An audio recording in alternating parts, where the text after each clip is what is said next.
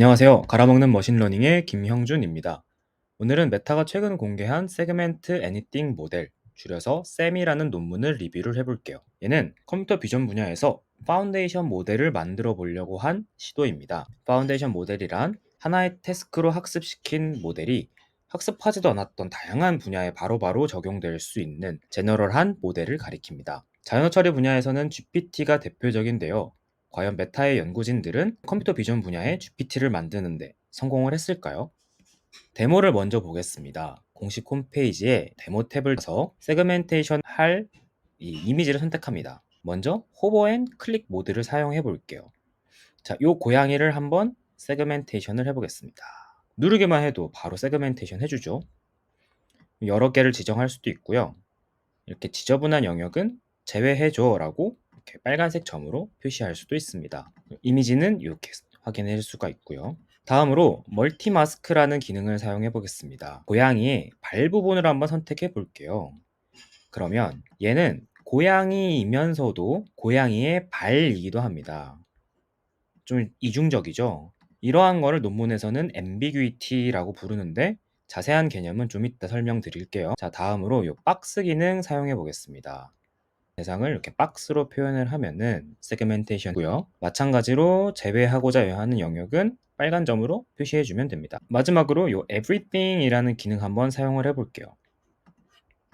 자, 눌러주면은 이 전체 이미지에 포함된 모든 오브젝트들을 세그멘테이션 해줍니다. 매우 성능이 좋죠. 본격적으로 논문 한번 살펴보겠습니다.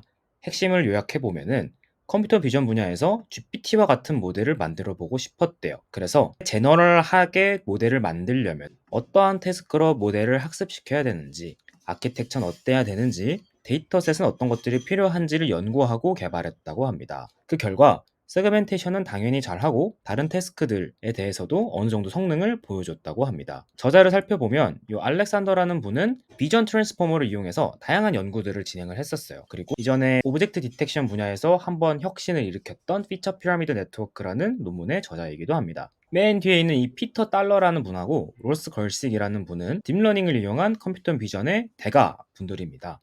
우리가 잘 알고 있는 뭐 페스트R CNN이라던가 마스카R CNN 다 이 로스 걸식 님이 집필한 논문이었습니다. 혹시 모르시는 분들을 위해 이미지 세그멘테이션 태스크를 한번 소개해 드리겠습니다. 세그멘테이션은 주어진 이미지에서 물체가 포함된 영역을 마스크 형태로 예측을 하는 태스크입니다.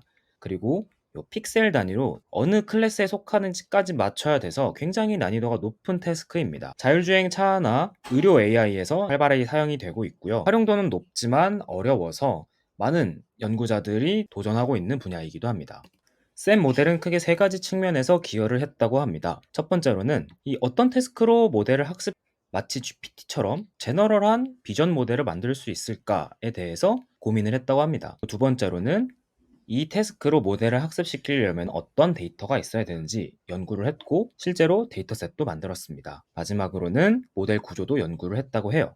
결과로 프롬프터블 세그멘테이션이라는 새로운 비전 태스크를 정의했고요. 1100만 장의 이미지에 대해서 무려 10억 개의 마스크를 가진 SA1 빌리언 데이터셋을 직접 만들어서 공개했다고 합니다.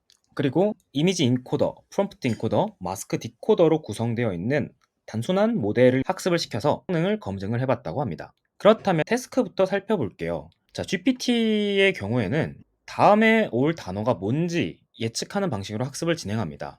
예를 들어서 오늘 점심은 뭐? 라는 텍스트만 보고 여기에 뭐가 올지 예측하는 거예요. 이 경우 먹지가 되겠죠? 근데 이 태스크로 학습시킨 모델이 데이터를 많이 학습을 하니까 텍스트 분류도 잘하고 질문에 대해서 대답도 잘하고 번역도 잘하고 광고 문구를 만들어주거나 심지어 코딩도 잘하더라 라는 놀라운 퍼포먼스를 보여줍니다. 컴퓨터 비전 분야에서는 어떤 태스크로 학습시켜야지 GPT처럼 하나의 모델이 여러 개를 잘하는 제너럴한 모델을 만들 수 있을지 고민했다고 해요. 자, 그 결과 프롬프터블 세그멘테이션이라는 새로운 태스크를 정의를 했습니다. 이는 마스크를 생성하고자 하는 대상을 유연하게 프롬프트 방식으로 지정할 수 있는 걸 말을 해요. 하나씩 살펴보면은 이렇게 고양이를 세그멘테이션 하기 위해서 점을 찍어줬죠. 그리고 여러 개를 찍어서 대상을 지정할 수도 있습니다. 바운딩 박스를 찍어줄 수도 있고요. 이 바운딩 박스와 텍스트를 같이 사용해서 세그멘테이션을 할 수도 있습니다. 이처럼 프롬프트를 유연하게 지정할 수 있게끔 해주는 게 핵심이에요. 자, 그러면 데이터로 넘어가 볼게요.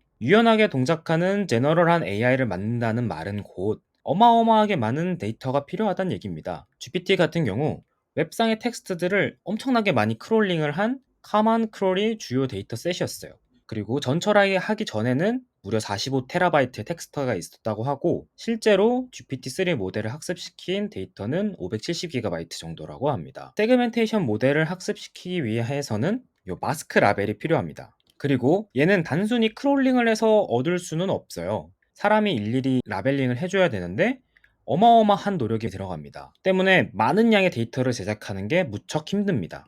그래서 메타에서는 이 데이터 엔진이라는 걸 만들어서 전례 없는 규모의 데이터셋을 직접 만들었다고 합니다. 두 번째로 큰 오픈 이미지스라는 데이터셋보다 마스크의 수가 무려 400배나 더 많다고 해요. 이렇게 큰 데이터셋을 만들기 위해서 수작업과 AI를 적절히 사용했다고 합니다. 그들이 어떻게 데이터셋을 만들었는지 설명드리겠습니다. 크게 세 단계로 나누어서 라벨링을 진행했다고 해요. 1단계인 어시스티드 매뉴얼과 2단계인 세미 오토매틱 단계까지는 사람과 AI가 같이 작업을 합니다. 그리고 세 번째로 풀리 오토매틱 단계에서는 AI가 순수하게 데이터셋들을 계속 만들어냈다고 해요. 첫 번째 단계부터 보겠습니다. 어시스티드 매뉴얼이라고 부르는데요. 먼저 기존에 공개되어 있는 데이터셋들로 샘 모델을 한번 학습을 시킵니다. 그리고 라벨링을 하고자 하는 데이터셋에 대해서 샘 모델이 미리 추론을 해놔요. 그럼 당연히 정확도가 좀 떨어지겠죠. 그럼 라벨러 분들이 잘못된 라벨들을 수정하는 방식으로 진행했다고 합니다.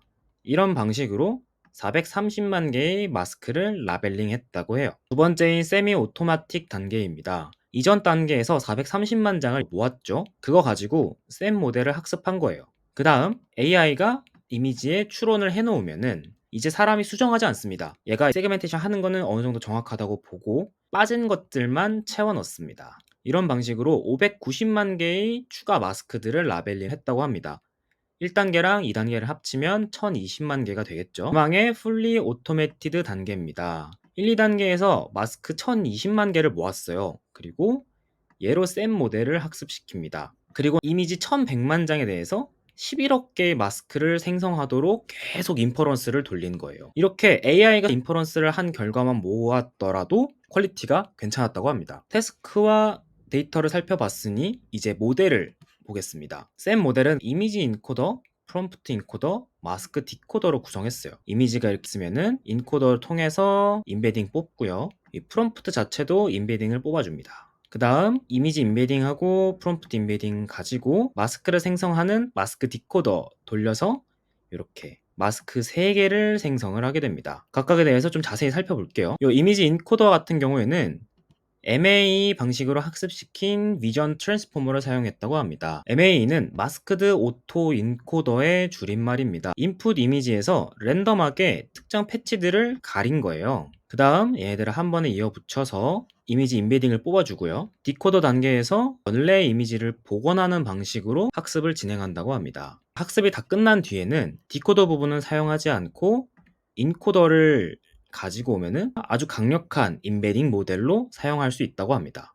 다음으로는 이 비전 트랜스포머입니다. 이미지를 일정한 패치로 쪼갠 다음에 이를 토큰처럼 활용해서 트랜스포머를 학습시킨 모델입니다. 많은 컴퓨터 비전 태스크에서 요즘 기본 블럭으로 사용되고 있습니다. 다음으로는 프롬프트 인코더 살펴볼게요. 마스크 같은 경우에는 컨볼루션으로 차원을 맞춰준 다음에 이 이미지 인베딩에다가 픽셀와이즈 썸을 해준다고 합니다. 그리고 포인트랑 바운딩 박스 같은 경우에는 포지셔널 인코딩이라는 걸로 벡터화 한다고 해요.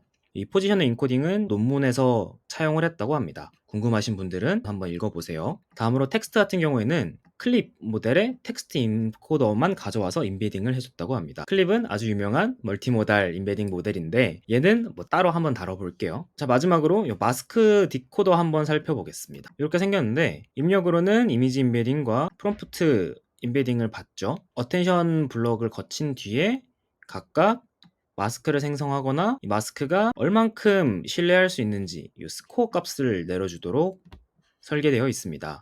이미지 투 토큰 어텐션, 토큰 투 이미지 어텐션이라는 것들이 있는데 얘네들은 크로스 어텐션이라는 메커니즘입니다. 얘는 생각보다 좀 복잡한 개념이라서 나중에 별도 리뷰에서 자세히 한번 다뤄보겠습니다. 자, 여기까지 전체적인 모델 구조 살펴봤고요. 자, 샘 모델의 특징적인 것은 입력 이미지 하나에 대해서 3장의 마스크를 생성한다는 것입니다. 그리고 이 3장 가운데 그라운드 트루스하고 가장 유사한 마스크에서 발생한 로스만 역전파를 시킨다고 해요. 이는 ambiguity라는 세그멘테이션 태스크의 기본 특성을 반영하기 위함입니다. 는 사람 모양의 점 하나 찍혀 있죠. 이 프롬프트는 사람을 세그멘테이션을 하고자 한 것일 수도 있고 가방을 세그멘테이션을 하고자 한 것일 수도 있습니다. 여러 마스크가 정답일 수 있어서 하나의 마스크만 생성하는 게 아니라 여러 개를 생성하도록 모델을 구현하였습니다. 데모에서 살펴봤던 멀티마스크도 이 앰비규이티를 대응하기 위한 장치였었던 거겠죠. 이렇게 학습시킨 샘 모델이 학습하지 않았던 다양한 태스크를 잘 수행하는지 테스트를 해봐야겠죠. 크게 5가지 태스크에 대해서 실험을 해봤다고 해요. 싱글 포인트 세그멘테이션, 엣지 디텍션, 오브젝트 프로포절, 인스턴트 세그멘테이션, 텍스트로 세그멘테이션 하는 것까지입니다. 실험 결과 한번 살펴볼게요. 싱글 포인트 세그멘테이션입니다.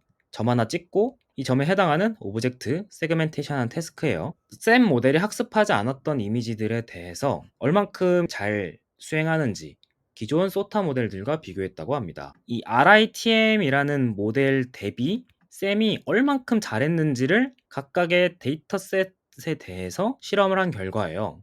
얘네들은 더 잘했고 얘네들은 더 못한 겁니다. 재밌는 거는 샘 모델은 앰비규이티에 대응하기 위해서 하나의 입력 이미지에 대해서 마스크를 3개까지 생성을 합니다. 동그라미로 보이는 것들은 3장 안에 하나라도 맞출 경우 맞았다 라고 체크했을 때 성능입니다. 앰비규이티를 고려하면은 기존 소타 모델들보다 모두 잘하는 걸 알 수 있죠. 그리고 얘는 생성한 마스크의 퀄리티가 어떤지를 사람한테 물어본 겁니다. 주황색이 샘인데 모두 기존 모델들보다 더 뛰어나다는 걸 알 수 있어요.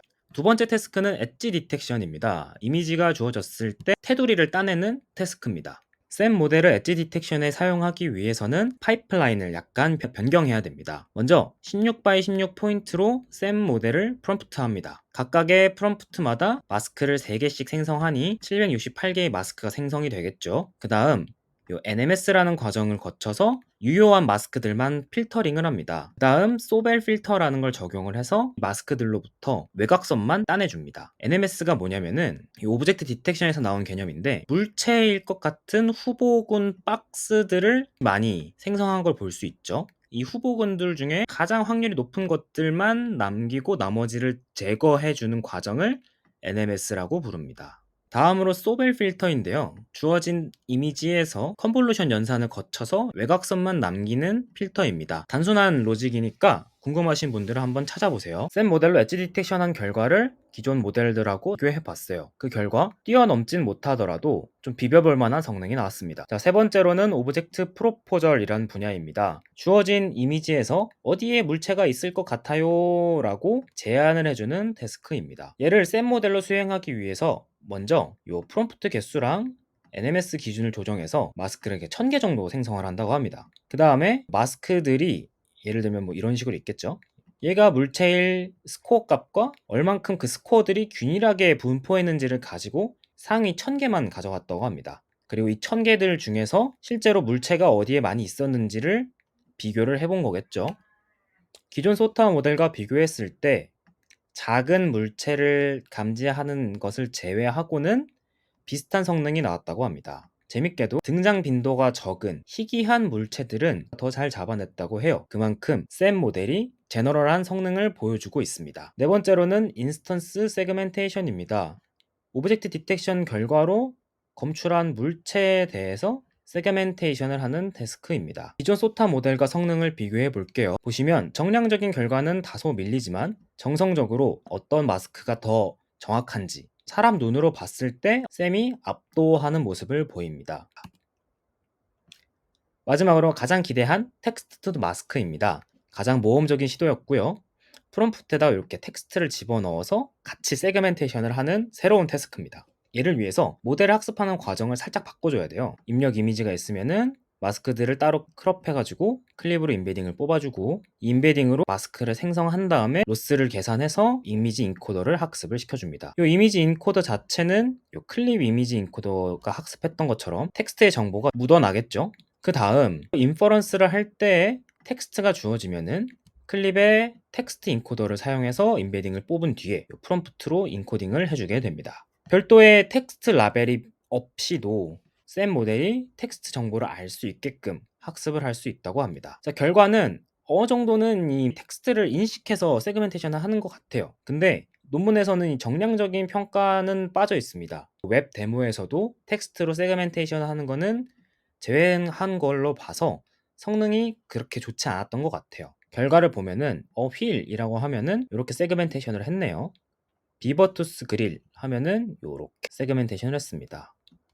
반면에 와이퍼라고 하면은 얘는 틀렸죠. 근데 이 와이퍼랑 포인트를 꺼서 같이 물어봤다고 합니다. 그 결과 잘 세그멘테이션을 했고요. 왼쪽 와이퍼에다만 점 찍고 와이퍼스라고 하니까 오른쪽에 있는 얘도 세그멘테이션을 했다는 거예요. 요건 좀 신기하죠. 정리를 한번 해보겠습니다. 처음에는 이 컴퓨터 비전계의 GPT와 같은 파운데이션 모델을 만들자고 시작을 했어요. 그래서 프롬프터블 세그멘테이션이란 태스크로 학습을 시키면 되겠지라고 했고 데이터 엔진을 만들어서 요 SA1빌리언이라는 데이터셋을 만들었습니다. 그 다음 이미지 인코더, 프롬프트 인코더, 마스크 디코더로 구성된 모델 아키텍처를 만들고 학습해서 다양한 실험을 진행을 했습니다. 자, 그러면 원래의 질문으로 돌아가서 그럼 메타의 연구진들은 컴퓨터 비전계의 GPT를 만들었다고 볼 수 있을까요? 제 개인적인 생각은 이 GPT처럼 엄청 제너럴한 모델을 만들었다라고 보여지진 않습니다. 그들이 제로샷으로 성공했다고 한 태스크들이 사실은 이 프롬프터블 세그멘테이션이라는 광범위한 태스크 안에 포함된 서브 태스크처럼 느껴졌어요. 그래서 범용성 측면에서는 다소 아쉬운 측면이 있지만 대규모 데이터셋을 만들어서 공개를 했고 제너럴한 모델을 만들려고 한 시도 자체는 굉장히 높게 평가할 만하다라고 생각합니다. 이외에도 리뷰에서 못 다룬 내용들이 굉장히 많습니다. 데이터셋을 형평성도 엄청 빡세게 분석을 해놨고요. 프롬프트 인코더나 마스크 디코더 세부 구현 내용들도 좀 미흡합니다. 궁금하신 분들은 논문을 읽어보시거나